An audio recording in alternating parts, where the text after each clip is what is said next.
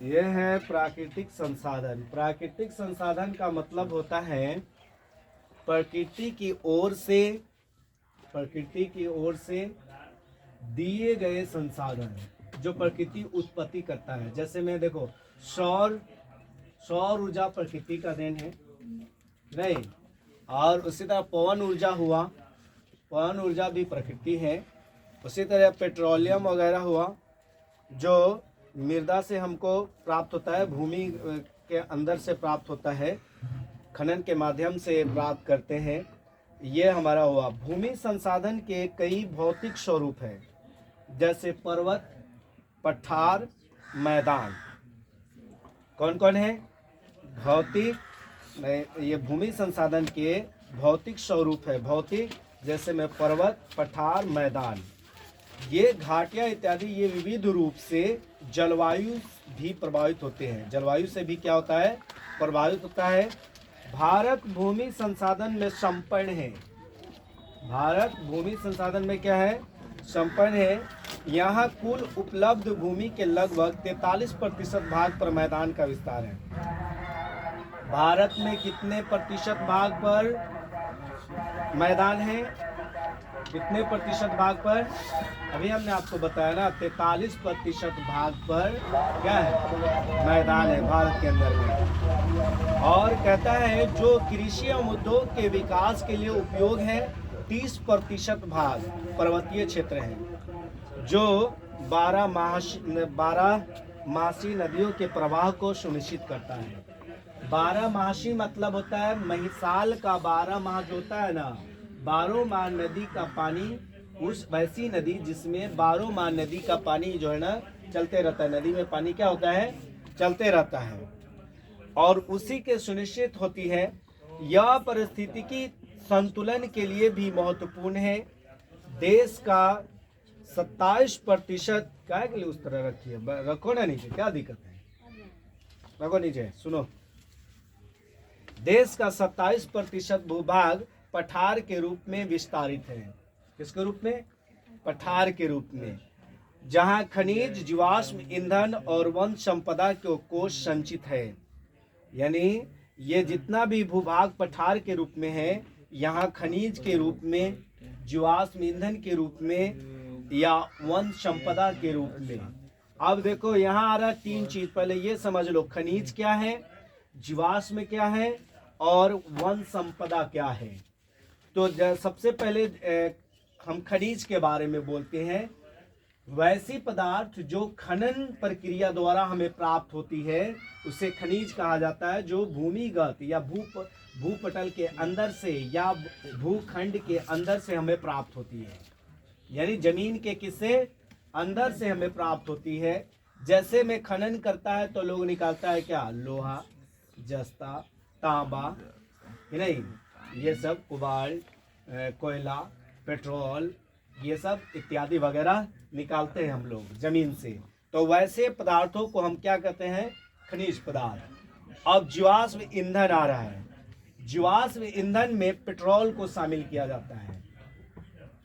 अब पेट्रोल की उत्पत्ति जो है ना, जीवों के सड़े गले पदार्थों से बनती है। जीव किसी कारणवश जमीन में दब गई, मृत्यु हो गई, जमीन में दब गई, समुद्र तल में बहुत सारे जीव मौजूद होते हैं, वो उसी में मर के दब गई, तो उसके कई हजार वर्ष दबे रहने के कारण वो धीरे धीरे जीवाश्म के रूप में परिवर्तन हो जाता है। फिर उसको निकाल कर यंत्र से और उसको संशोधित करके फिर हमें पेट्रोल के रूप में विकसित होता है, उसे जीवाश्म ईंधन कहते हैं। ठीक है, किसे कहते हैं? जीवाश्म ईंधन। पेट्रोल को जीवाश्म ईंधन। तो जो मृत जीवों के सड़े गले पदार्थों से जो हमें ईंधन प्राप्त होता है, उसे जीवाश्म ईंधन कहते हैं। और वो ईंधन जैसे में पेट्रोल, केरोसिन, डीजल वगैरह ये सब शामिल है। वन संपदा। वन संपदा के अंतर्गत वनों की विभिन्न प्रकार की वस्तुएं प्राप्त होना। जैसे में मान लो कि कोयला हमें वन से ही मिलता है, मगर वन जंगलों के दब जाने से, यानी पेड़ पौधों के जमीन में दब जाने से कई हजार वर्ष जमीन के अंदर तपिश होता है, तब जाके हमें क्या चीज की उत्पत्ति प्राप्ति होती है? कोयले की प्राप्ति होती है। किसकी प्राप्ति हो जाती है जी? कोयले की। मगर उसके अलावा ये वन संपदा से, देखिए वन से हमें फल फूल, जड़ी बूटियाँ, औषधि बनाने के लिए जड़ी बूटियों का प्राप्ति, ईंधन के लिए लकड़ियाँ, और इसके साथ साथ कीमती अलमीरा वगैरह बनाने के लिए। कीमती क्या चीज़ बनाने के लिए? अलमीरा वगैरह, जैसे में डेस्क, बेंच, टेबल, किवाड़, खिड़कियाँ, पलंग, कि नहीं, इत्यादि, ये सब बनाया जाता है। और ये सब बनाने के लिए हमें इसकी उत्पत्ति हो जाती है, वन संपदा से हमें मिल जाती है। किससे मिल जाती है जी? वन संपदा से। और ये कितने प्रतिशत भाग पर फैला हुआ है जी? 27%। कितने प्रतिशत? 27%। मृदा निर्माण, मृदा निर्माण यानी मृदा का निर्माण कैसे होता है? तो मृदा का निर्माण पेड़ पौधों के अवांछनीय पौधे जो मृत हो जाती है या पत्ते झड़कर गिरता है, उसके सड़ने गलने से मृदा का निर्माण होता है। किसका निर्माण होता है? मृदा का निर्माण हो जाता है। मृदा पारितंत्र का एक महत्वपूर्ण घटक है। पारितंत्र का एक महत्वपूर्ण घटक है। असंगठित पदार्थों से निर्मित पृथ्वी की सबसे ऊपरी पतली परत मृदा कहलाती है। पृथ्वी की ऊपरी परत क्या कहलाती है? मृदा कहलाती है। मिट्टी या मृदा सर्वाधिक महत्वपूर्ण नवीकरणीय प्राकृतिक संसाधन है। नवीकरणीय प्राकृतिक संसाधन है ये मृदा, संपूर्ण नवीकरणीय संसाधन है। यह प्रकृति की ओर से हमें मिलता है। मृदा का निर्माण हम लोग थोड़ी करते हैं। मिट्टी का निर्माण हम लोग करते हैं जी? नहीं कर पाते हैं। तो मृदा का निर्माण जो है ना प्रकृति की ओर से होता है। मिट्टी या मृदा सर्वाधिक महत्वपूर्ण नवीकरणीय प्राकृतिक संसाधन है। यह न केवल पौधों के विकास का माध्यम है, बल्कि पृथ्वी पर विविध जीव समुदायों को पोषण भी करती है। मृदा में निहित उर्वरता मानव के आर्थिक क्रियाकलाप को प्रभावित करता है और देश की नियमित नियति का भी निर्धारण करता है। इसके नष्ट होने के साथ संपत्ति एवं संस्कृति दोनों ध्वस्त हो जाते हैं। अतः मृदा एक जीवन तंत्र है। मृदा निर्माण एक लंबी अवधि में पूर्ण होने वाली जटिल प्रक्रिया है। कुछ सेंटीमीटर गहरी मृदा के निर्माण में लाखों वर्ष लग जाते हैं। चट्टानों के टूटने फूटने तथा भौतिक, रासायनिक और जैविक परिवर्तनों से मृदा निर्माण होता है। भूगोलविद से अत्यंत धीमी प्रक्रिया मानते हैं इसे। मृदा निर्माण के